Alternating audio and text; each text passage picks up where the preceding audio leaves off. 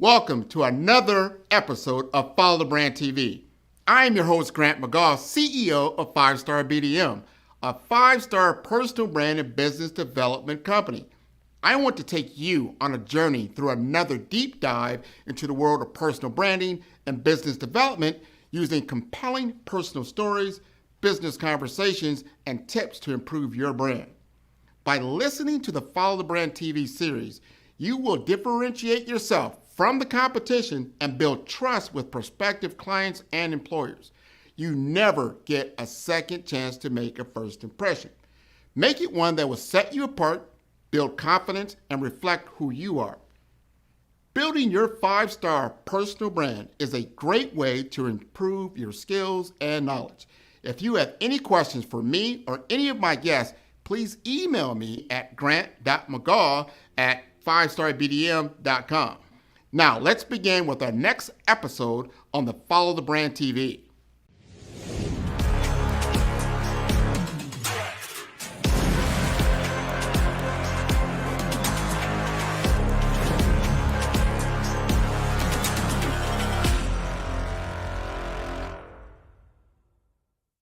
Five-Star BDM, Brand Development Masters, is a professional consulting and advisory group keenly focused on business development services for the small to mid-sized business and entrepreneurs.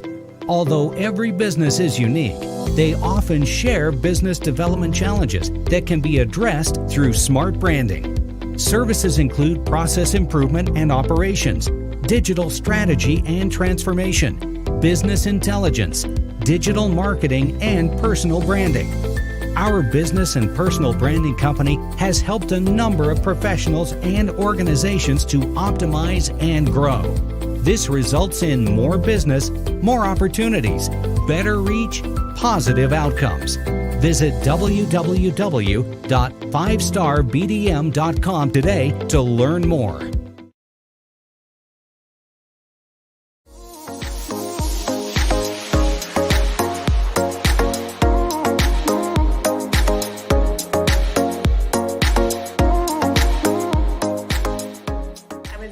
Exposed to all of the cybersecurity domains and that culture and protecting information and data long before cybersecurity was actually, like I said, an industry, and worked technical operations, exploited technical devices, worked in a field in counterterrorism. And then I did that for about a decade and decided I was tired of that life. And I got out and was able to then transfer my skills as an intelligence officer into cybersecurity, which was an emerging industry at the time that I got out.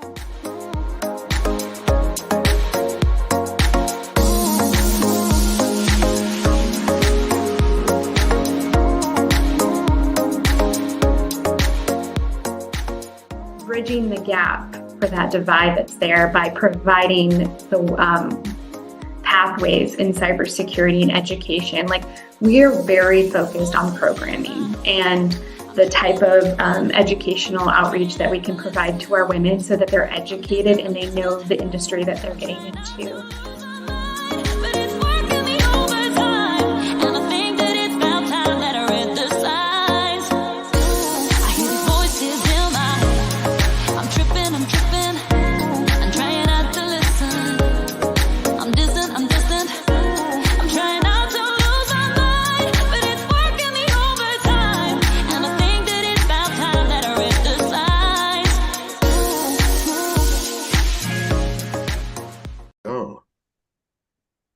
Welcome to the Follow Brand Podcast. We're going to take it all the way up. And I've never done a show here, but we're going to do a show in Grand Rapids, Michigan.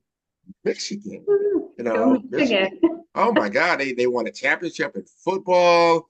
They've been doing some very phenomenal things. Even the Detroit Lions got out there and beat this year. Yeah, we won't bring that up. It was a tough loss.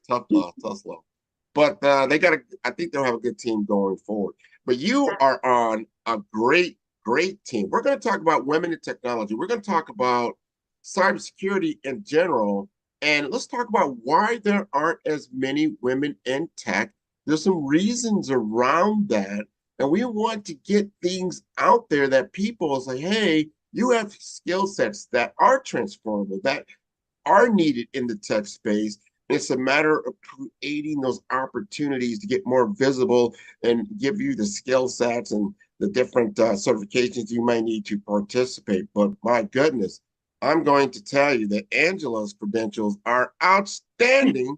And we're going to talk about this. So Angela, you like to introduce yourself?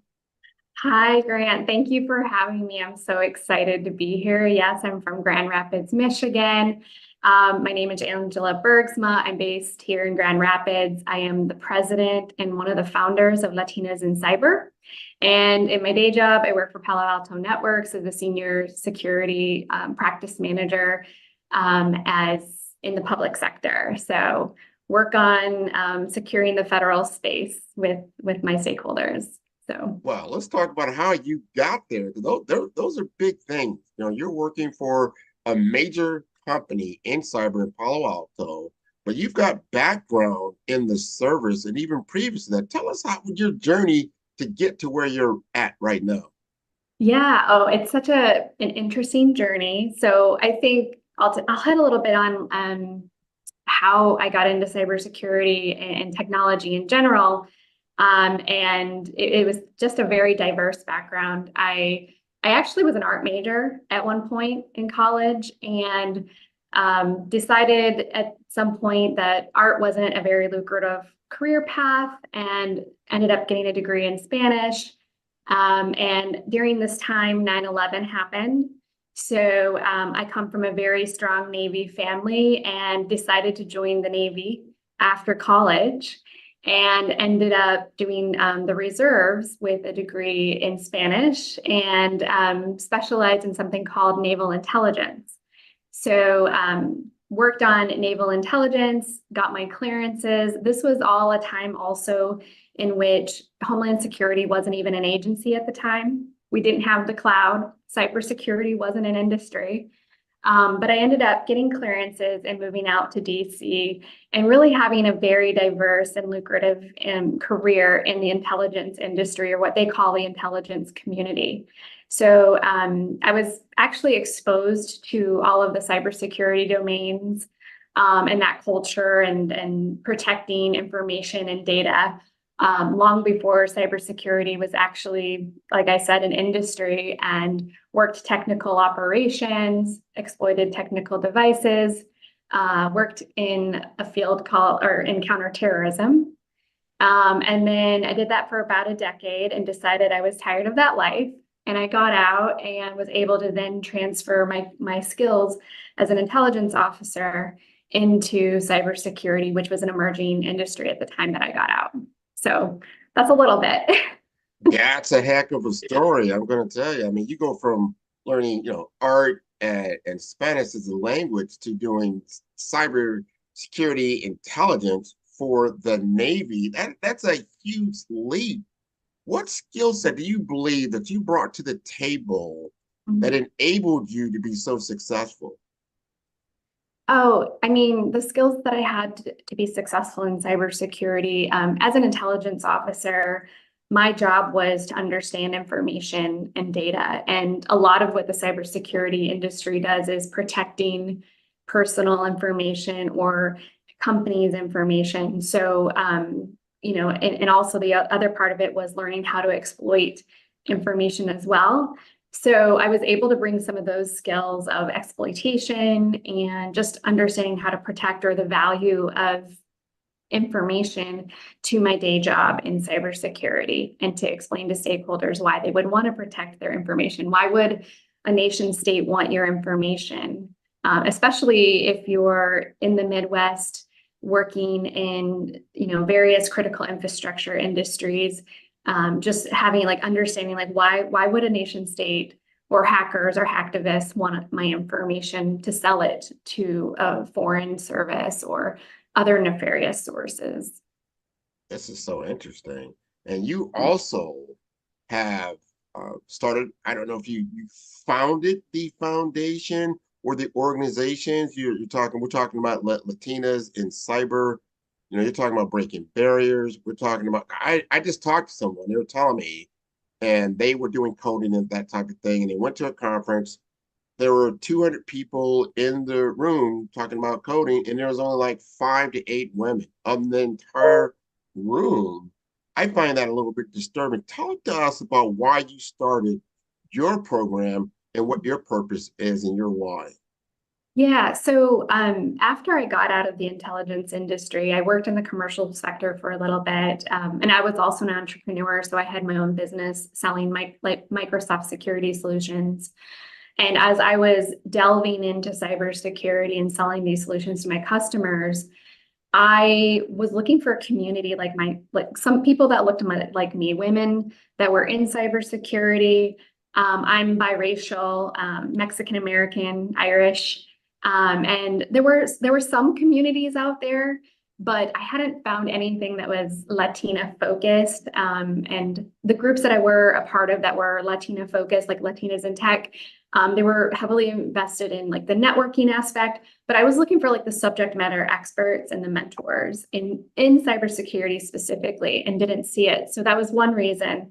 The second reason is I had taught, or I was speaking to a group after school, and was speaking to a group of students that were diverse and were looking to get into cybersecurity. And I had a teacher afterwards just thank me for like telling my story, and the fact that I was an art major at one point, and their students couldn't necessarily see themselves in that space, but that the young women in the room needed to see women like myself talking about how they had this different, diverse career in technology and cybersecurity. So that was the second thing that preempted me to want to start an organization.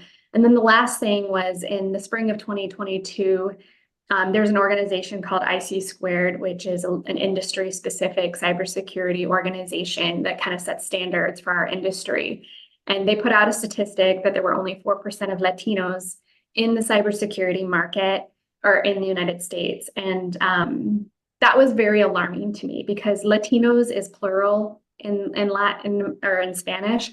So it can be men and women, which I then estimated it was likely 2 to 3% of women in this space. And I just thought it was really unacceptable.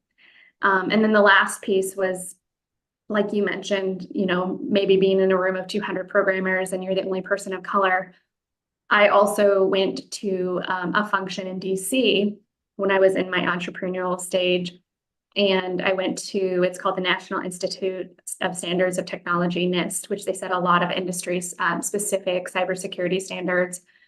And I also was like the only woman of 40 men, and definitely the only woman of color. So I felt isolated and not having somebody that I could turn to like myself. So I really at that time was just like, I need to start this organization. And so I put out a call to action on LinkedIn, and I ended up finding a community of women, and slowly for almost 2 years now, we've been building Latinas in Cyber.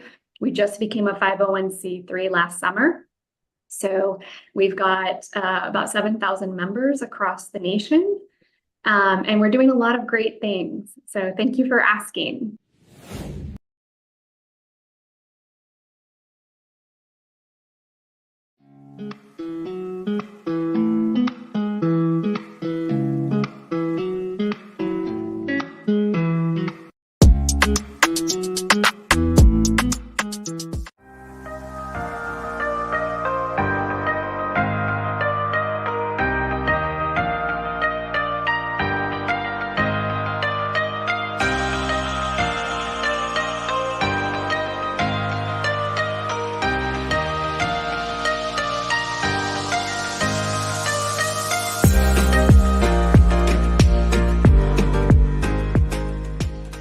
You have to do your work first. You have to research, you have to study, you have to take courses, you have to believe in yourself, and you really have to fight hard.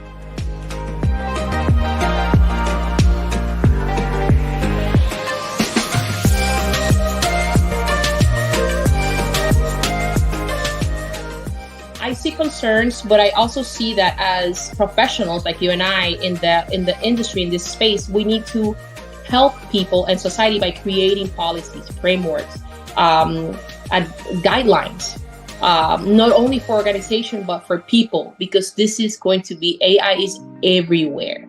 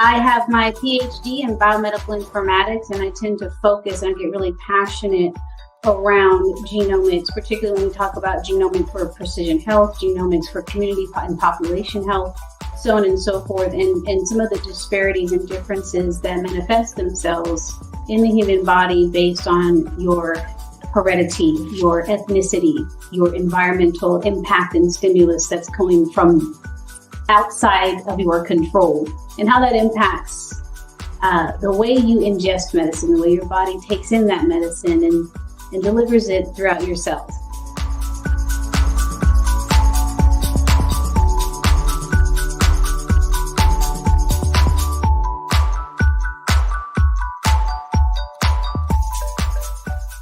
Even though the drug is the same, the dosage is the same, the age, weight, blood pressure, all of these other vital signs may be the same, but the drug may manifest itself differently between these two demographics, just simply based on the differences in their genetic history and in their genomes.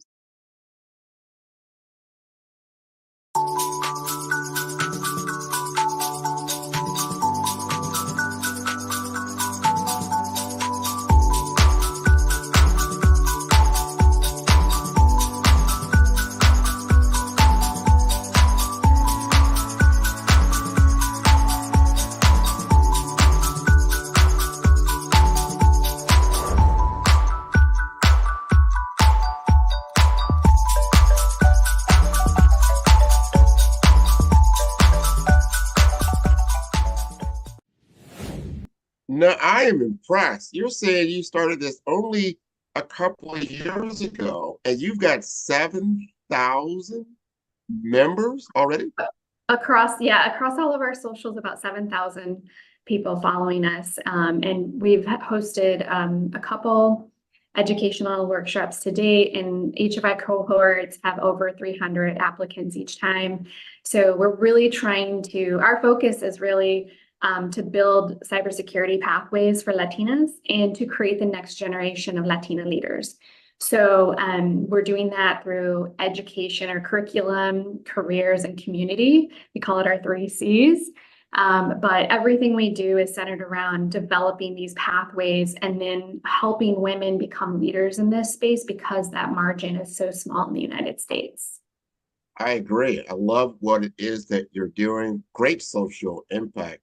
You talk a lot about psychology in cybersecurity. You have neurodiversity, things of this nature, the mindset. And we had this conversation before we jumped on the podcast around, certain women that are getting involved in the cybersecurity space or wanting to get involved.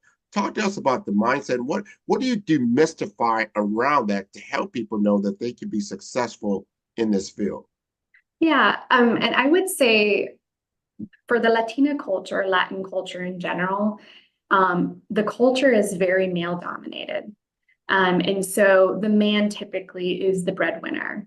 The man does the hard jobs. And so there's a little bit of us transforming, like, what does that look like in the home? Like, what does a woman contribute in the home? And are her skills transferable to get into a career in technology or cybersecurity? So it's educating women in our community that their skills as mothers, as teachers, or other industries that they may typically be in, as like caregivers or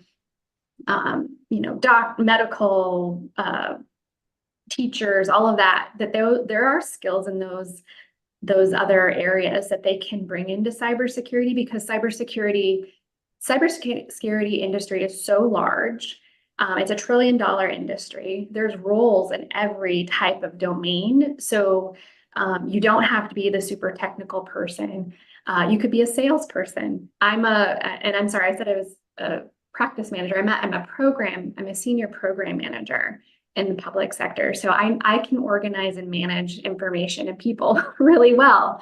And as mothers, women can organize their families and their to-dos and, manage just so many different things. There's just a lot of those types of skills that they could bring into cybersecurity that would be an entry into this industry. So it has the least barriers for entry.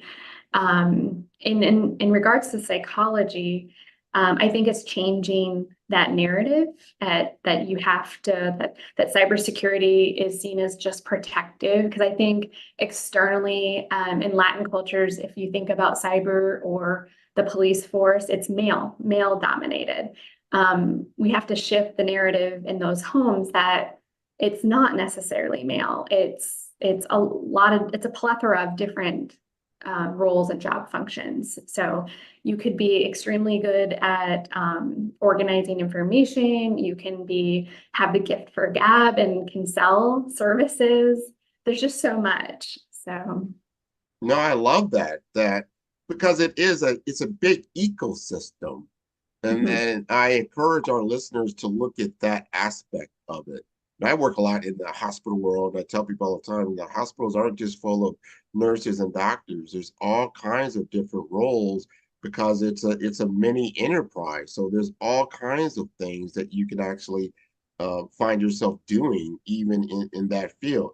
Cybersecurity is the same way. There's so many other things that you can get involved in, but we need your presence, because that input is so key, because we live in the planet, right? On the planet where you've got probably 50 to 51%. I don't know what the exact percentages are, but there's a lot of women and there's a lot of men. You can't be so one-sided because you're not getting the perspectives of all things that are people, especially if let's just say someone's trying to hack you or your company or whatever it might be.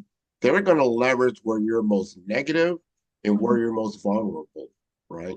So if you've got populations of people that aren't cyber aware, they're not touching them, they feel that they don't need to be, or they don't feel that they're inclusive in that world.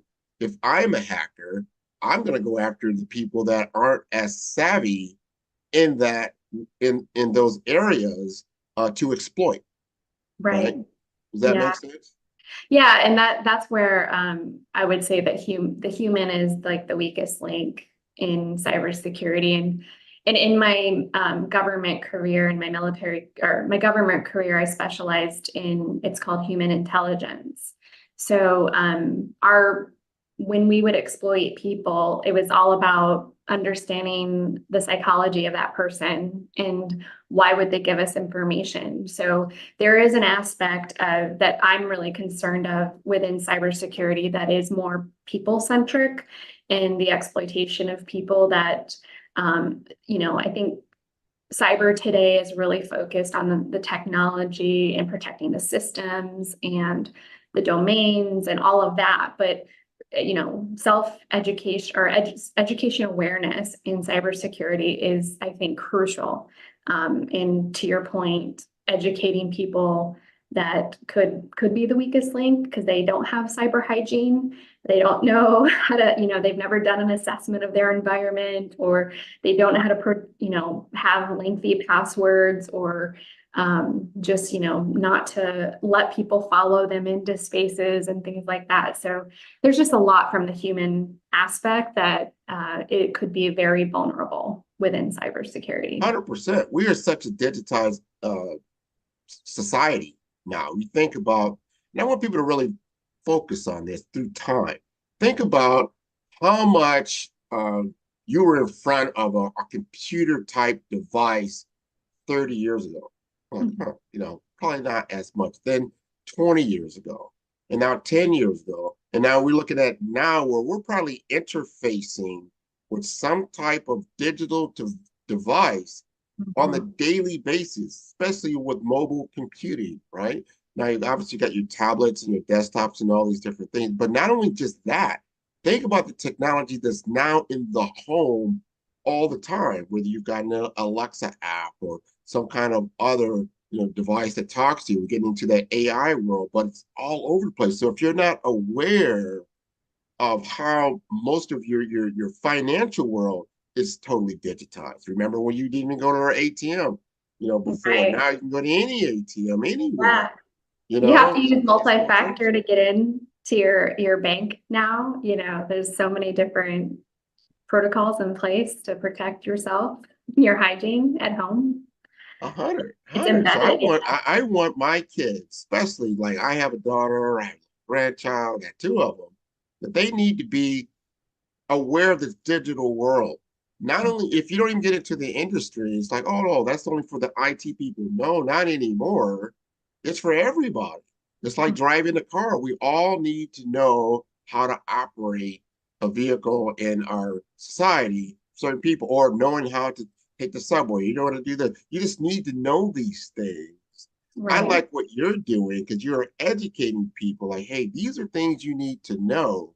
And you nailed it well about the human factor in cybersecurity, the social engineering that's taking place. I don't care how much software you got out there and all these little locks. If somebody gets in there, you're giving away all the keys to the mansion, you're still going to get hacked.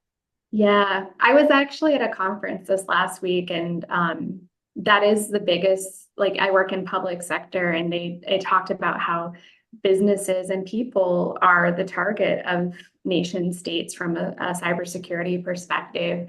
And, they don't understand why or how.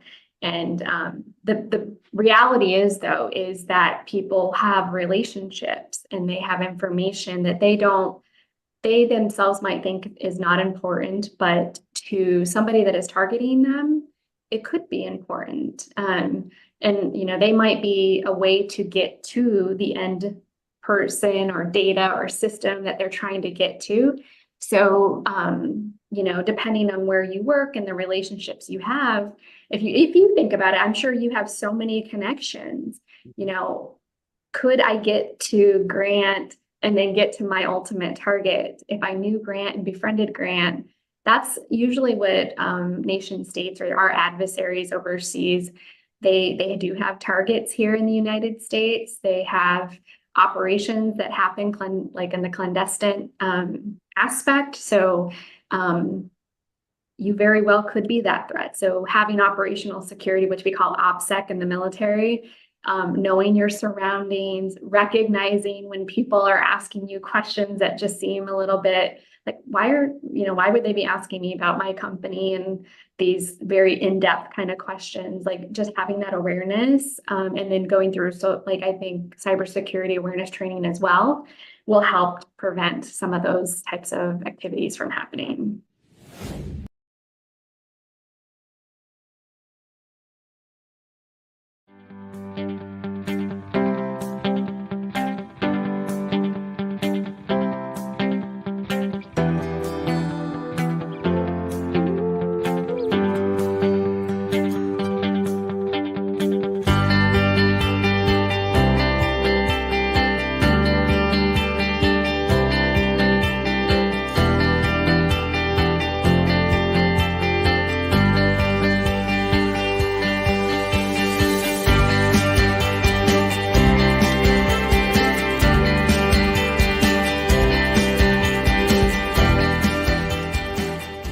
Of people being more and more aware of how these threat actors are going after people daily, every second. I mean, One thing that people aren't, they might not be familiar with is called phishing emails, right? Where they send you information, try to get you to click on a link where it's an offer or something like that.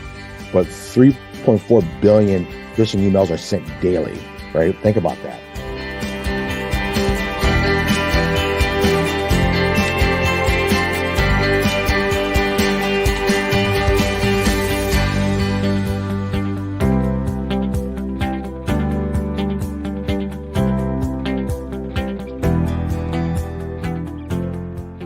And they're saying for organizations, the average cyber attack is called a data breach is costing $4.5 million to an organization.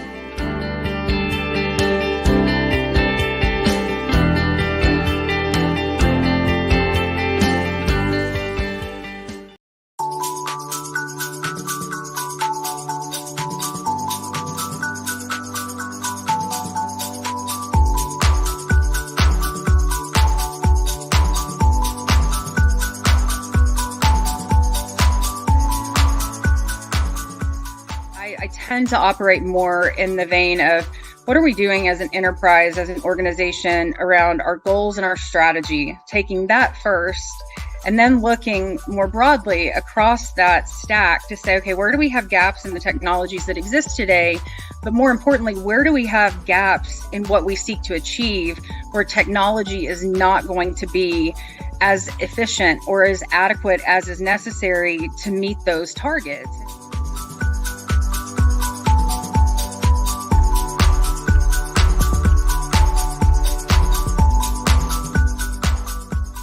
So passionate about this space. And again, you know, I've had the great fortune to have had some wonderful mentors and leaders in my time that I've learned so very much from. And I really seek to do the same and to give that back. I love mentoring and seeing people grow.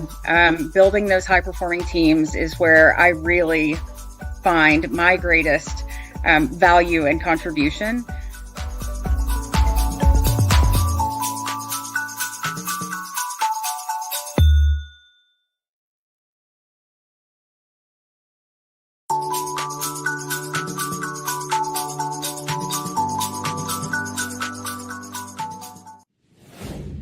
Oh, I think everybody should have some cyber awareness training. Every single Yeah. person. I've noticed lately, especially on LinkedIn, because I love LinkedIn, love the platform, but I'm starting to get more and more. I'm seeing what I call these AI bots, and they're pretending to be people. A lot of times they're young, Asian, female with only a few connections, but all of a sudden, like, Grant, I just love your profile. You're doing such wonderful things. Let's connect.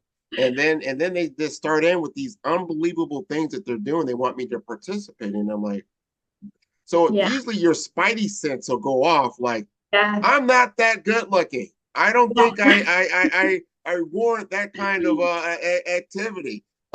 But you've got to be aware of all these different things that are happening to get your attention. Mhm. And I always go by this. What are they asking you to do? You said it right. What is the ask here? And does that make sense?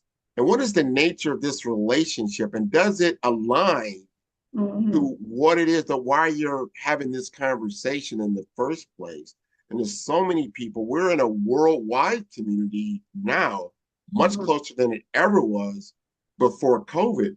So it's not unusual to have conversation with somebody in another country, but you don't really know that person or what they're Right. involved in or what their connections are. But you do have to look at yourself. What is the value that I bring to this person? Mhm. And why do they feel that it's valuable? And you've got to do some due diligence there, Yeah. correct? And I think on LinkedIn too, make sure you have certain settings turned on. Don't allow them to see your connections. Don't allow them to export, because there was a function in there at one time where you could export your connections.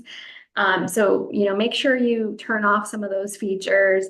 I would even say any personal information like a phone number or a personal email, don't have that connected to your LinkedIn if you don't want these people targeting you. And I do advocate for using LinkedIn and to target people for work and to like build networking opportunities and connections. I mean, I use it all the time and I help our members like understand the value of networks and building your network on LinkedIn, but be purposeful, be safe with the information you put out there. Like you said, are these people connecting with me from countries that are not friendly to the United States? There are like 5 to 8 countries, I believe, that are considered, not friends with the United States. I would advise blocking connections from those countries, just because you are a US citizen and you have US relationships. You're likely connected to Fortune 500 organizations with powerful people as a CEO. So those are valuable connections to somebody that might be targeting those organizations. Exactly. And I'll go back to what I even said. What are they asking you to do? Mm-hmm. And to your point, what kind of information are you putting out there, and understanding that public information is public. Certain things should be private. And if you put something out in a public forum and it's public, that means anybody has access to it. So be aware of those things.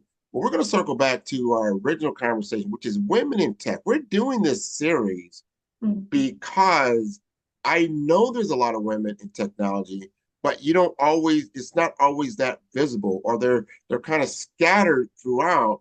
And I still go back to what you said earlier. Wow, you started this 2 years ago. You got 7,000 people that are like, yes, I want to be a part of this organization. I want to have people that look like me, to understand what I'm doing, and have that mentorship and have the opportunity for someone to advocate for me. And then I have all these different things that can have these conversations, because women in technology is a big thing. I think it's big business.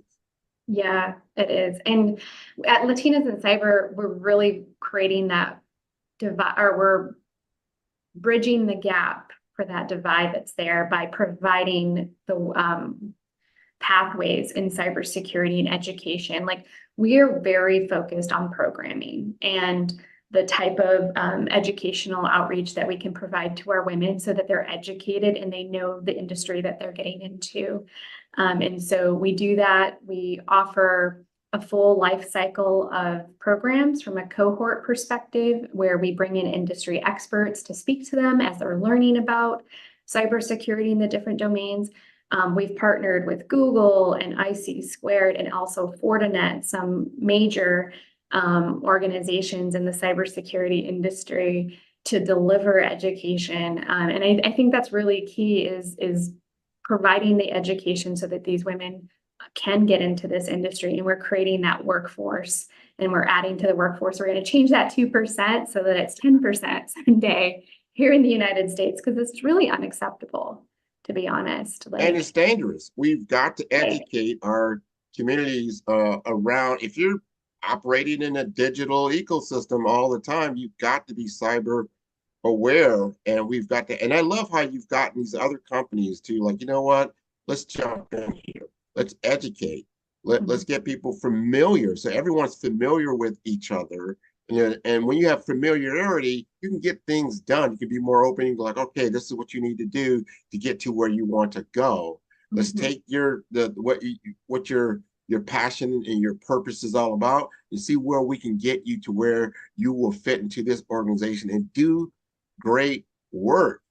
And not just wait till you're in college or early careers. A lot of this should be starting in our K through 12, because how many kids now have a cell phone in their hand, and they're only like 7 or 8 years old? Oh my gosh, my nephews know how to handle an iPhone better than I do. But the other thing too, I think that is important for women in tech and in cybersecurity, is not only providing the pathways, but also giving them visibility. So another area that we're focused on is thought leadership, and providing that exclusive networking opportunity at the mid to senior and executive level. So we do have a series where Fifi, actually one of your guests, she was on a couple episodes ago. She's one of our hosts for a series called La Jefa, and it's a speaker series for our C-suite where we highlight Latina leaders and other women of color in the space in cybersecurity, and they get to talk about their subject matter expertise. So we're giving them the platform as well to be seen as leaders and as thought leaders in the United States as well, because there isn't a lot of those platforms available for us to have that presence. And we want the little girls K through 12 to see women speaking about what they're doing and their expertise in cybersecurity or AI, and giving them that voice. So that's really also another crucial element of Latinas in cyber as well.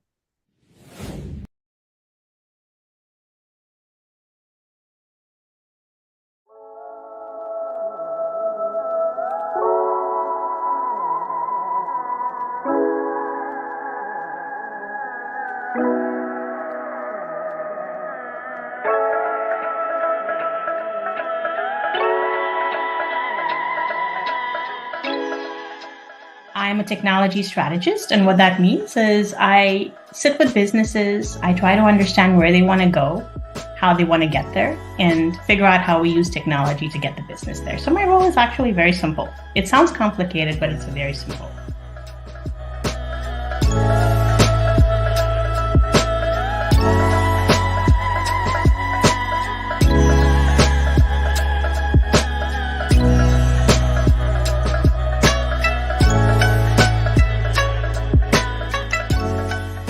I really believe that you have to find your purpose in technology. And no matter what you do, and this could be true for every function, technology, accounting, or whatever have you, right? You have to find your purpose. And that can be hard today in technology because there's so many different things you can do. There's software delivery, cybersecurity, there's virtual reality, there's IoT. I mean, the options are endless.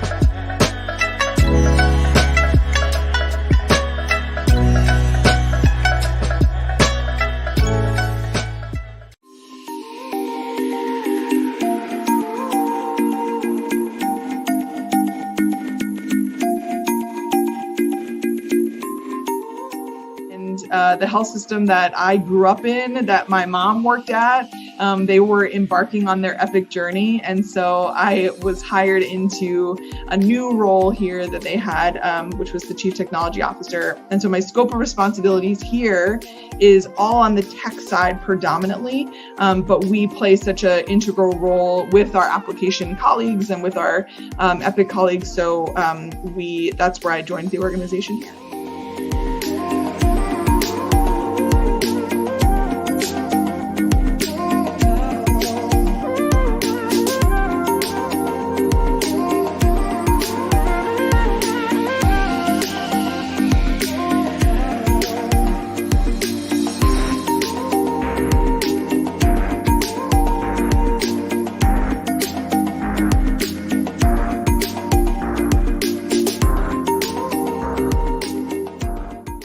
NCH healthcare system at the time where Hurricane Ian hit us directly, and us in the Fort Myers area.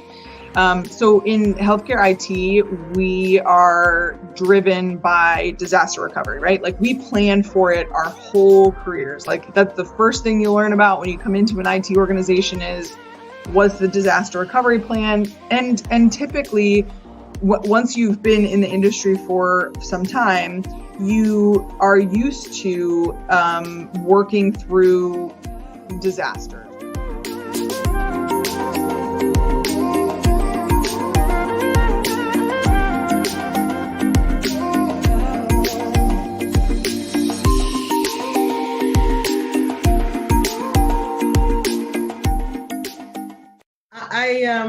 I'll go back to the part of what I was told. I would I was told that I wasn't good enough to go to college.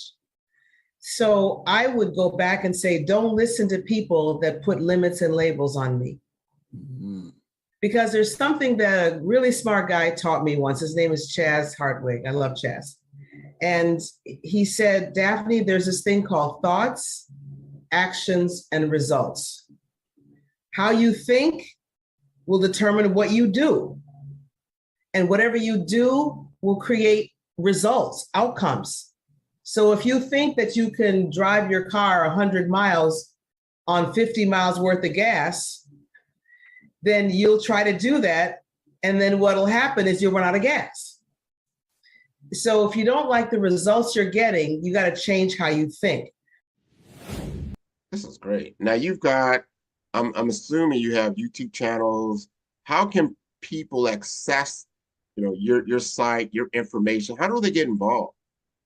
Yeah, I would say the first way to get involved is we have a website, latinasincyber.com. You can follow us on our socials. We're on LinkedIn, Instagram.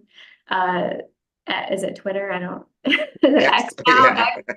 I'm not actually huge on social media, just a couple of platforms, but really the base of our followers are on LinkedIn and then on some of those other platforms. We do have a Discord channel. So if you are a woman of color and you want to connect with your community, if you're Latina, we have a Discord channel that you can find on our website and also on our LinkedIn page.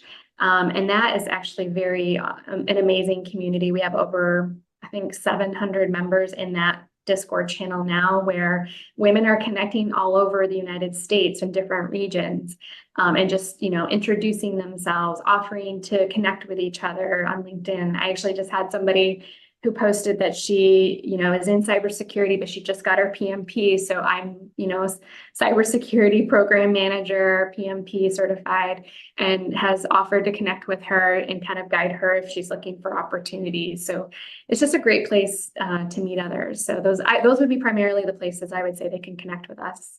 Well, that's wonderful. These are all good things that you're doing in the community. Are there costs associated? Is there basic packages that are involved?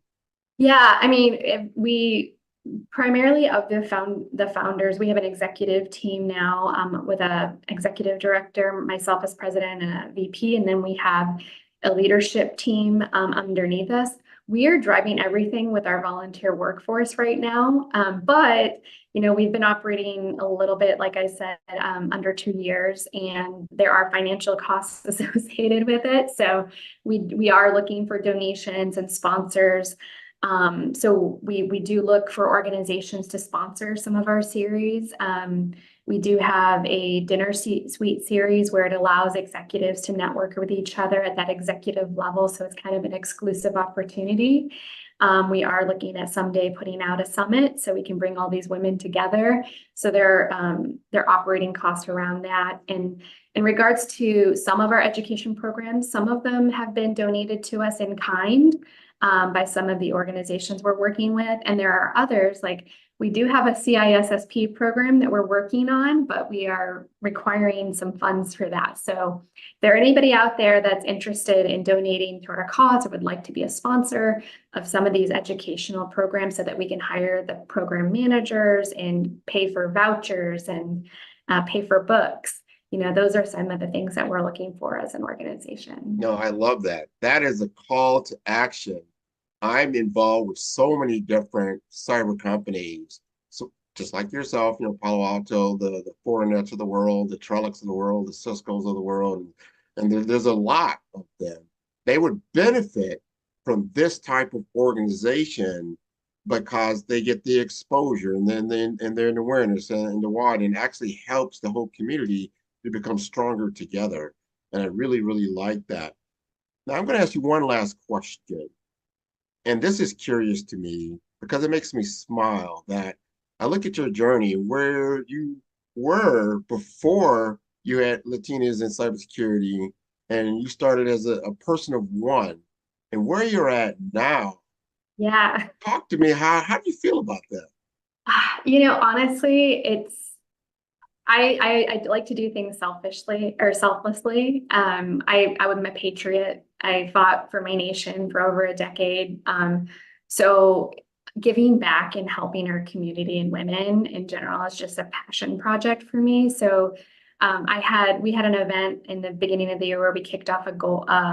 We did a vision board exercise with our members, and one of the members that was in our session, she ended up telling me that she joined because she heard me speaking at an event a year before, and she wasn't in cybersecurity. She was some other I think insurance or something like that, and totally switched careers and now has her certification from Google and is working on some others and has even offered to become a volunteer. And it honestly made me want to cry because it's knowing that we're making that type of impact. And it's not just me, there's a team of women behind me that we're led by Latinas, and we're all making that difference and giving back to our community and women like ourselves. So we're a very loving, I would say, organization, and it's almost, I would say, like a sisterhood, but not a fraternity or sorority or anything like that. But we really do care about the women that are joining, and we want them to have a great experience. We want them to be educated, and we want to help them find work. So yeah, I would say everybody that's involved feels, just humbled by the experience. Well, I'm humbled that you're on the Follow Brand podcast. This has been a wonderful experience with you, and I'm looking forward to you sharing that with your community because this is so important. I'm just thinking about how many people are going to now hear about this program that they were not aware of it, and it's going to change lives. I think that's so important. Now, if they want to look you up on LinkedIn, tell us about where your social handles are so they can get a hold of you. Yeah, I am on LinkedIn. I'm on Instagram. Those are pretty much the only places I'm at. On LinkedIn, it's Angela Bergsma. I just got married, so it's actually saying that name out loud is new for me. And then on Instagram, and I can send you the handle for my last name because it's a Dutch, so I still forget how to spell it sometimes. But on Instagram, it's I am Ange B, ANGEB. So if you'd like to follow me there, I'm actually on a fitness journey right now, so I'm going to be competing soon. But so if you follow me there, it's a lot about sharing stuff in our community, but it's really about my fitness journey. But more the merrier. So happy to connect there and happy to connect on LinkedIn. Absolutely. This has been wonderful. And I encourage your entire audience to connect with Follow Brand at 5-Star BDM. That's number 5. Star B for brand, D for development, infomasters.com. This has been wonderful, Angela. I cannot wait to see you grow and blossom. And when you're going to do a summit, I hope you choose Miami as one of your destinations. Yeah, that would be great. I think we're looking at doing some of our dinner series out that way. So I'd love to meet you in person. Absolutely. We're going to make that happen. Thank you for being on the show. Thank you for having us, and thank you for letting me share the story of Latinas in cyber. You're most welcome. Bye-bye. Bye.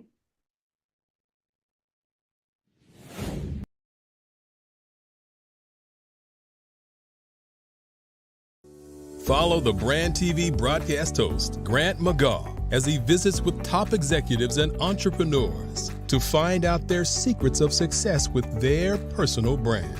Follow the Brand TV broadcast host as he focuses on brand development to build better relationships, bring value to your business, relationships, and career. You will enjoy listening to each episode that is tailored to speak to you directly. If you're looking for this type of clarity in terms of building your brand, you have tuned into the right station. Each episode will help you to shape a conversation in the 5-Star BDM network of 20,000 professionals and become a springboard for your corporate engagement and business opportunities. Each guest will frame their story in the areas of personal branding, business development, career development, financial empowerment, and technology innovation. Grant McGaw explains why he is the CEO and owner of his own professional career. Grant is an accomplished business leader and entrepreneur who wants to give back to individuals to grow their personal brand strategy. Tune in as he weaves his story about new possibilities, while to you exceed expectations. If you love storytelling, this show will make for fun. 5-Star BDM, Brand Development Masters, is a professional consulting and advisory group keenly focused on business development services for the small to mid-sized business and entrepreneurs. Although every business is unique, they often share business development challenges that can be addressed through smart branding. Services include process improvement and operations, digital strategy and transformation, business intelligence, digital marketing, and personal branding. Our business and personal branding company has helped a number of professionals and organizations to optimize and grow. This results in more business, more opportunities, better reach, positive outcomes. Visit www.5starbdm.com today to learn more. Hello, leaders and visionaries. Are we ready to exceed our ambitious goals for 2024? At 5-Star BDM, we're your strategic partners, not just futurists. To the trailblazers in business development, healthcare, and IT, you need a path to realize your vision for growth. Our tailored consulting services are your stepping stones to success. We empower you to build brands, deliver results, and captivate audiences. In healthcare and IT, innovation is progress.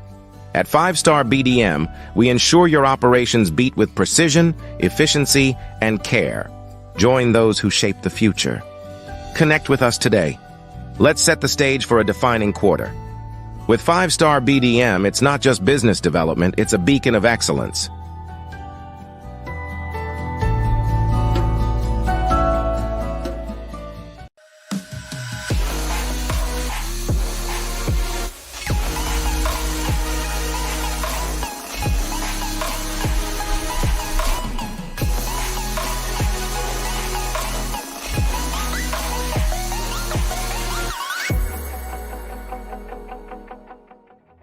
The Black Business Expo's mission is to raise funds for high school seniors going to college or K-12 entrepreneurs. This expo is a fundraiser for students. Please, you may go to www.blackbusinessexpousa.com to donate to the scholarship fund or use the Cash App at $BBXUSA. Our goal is to give laptops and up to $5,000 to 10 students. Students can register online at www.blackbusinessexpousa.com. Every dollar counts. Please donate to the Black Business Expo USA Scholarship Fund.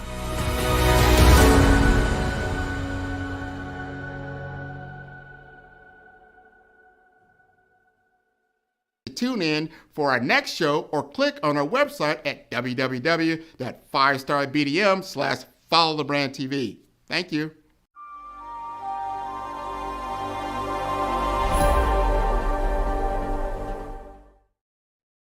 Hey everyone, it's Grant McGaw, CEO of 5-Star BDM and host of the award-winning Follow the Brand podcast and TV series, where I help you to build a 5-star brand that people will follow. My genius is personal brand development through intelligent communication and helping you achieve your business and career goals. I am a requested speaker on digital technology and brand development issues. I want to work with you to increase the value of your current opportunities while attracting new ones. Every one of you is unique, and we all share challenges that can be addressed through smart branding. As a super connector, I work with you as an executive coach to guide you along the complicated business and career development road, providing the enhancement tools and information you need to succeed. Together, I will help you succeed in today's challenging business climate. I will evaluate and measure your progress. Best of all, I am right alongside you every step of the way. Build the brand called you. Genius.